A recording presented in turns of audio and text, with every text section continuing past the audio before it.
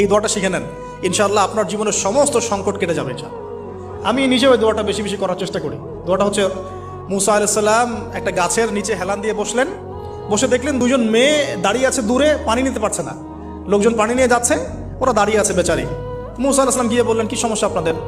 তারা বললেন যে আমাদের বাবা অনেক বৃদ্ধ মানুষ, আমরা পানি নিতে পারি না যতক্ষণ না আমাদের কম পানি নিয়ে চলে যায়। মুসা আলাইহিস সালাম একটু বললাম না, ফিজিক্যালি খুব স্ট্রং ছিলেন, থাকে না বডি বিল্ডার, সামনে গিয়ে কথা বলে সরো পানি দিতে দাও, তখন মানুষ একটু মূল্যায়ন করে না। তো মুসা আলাইহিস সালাম এভাবে পানি নিয়ে দিলেন এবং বাছুরদেরকে পানি পান করালেন, করিয়ে গাছের নিচে এসে বসে আছেন। বসে বসে তিনি দোয়া করছেন, এই যে দোয়াটা তিনি দোয়া করছেন, রব্বি, একটা নেক কাজ করলেন না, মানুষের উপকার করলেন, নেক কাজ করে এসে গাছের নিচে বসে দোয়া করছে, আল্লাহ এখানে তো আমার খাবার পানি বাসস্থান কিছুই নাই, আমি কি করব?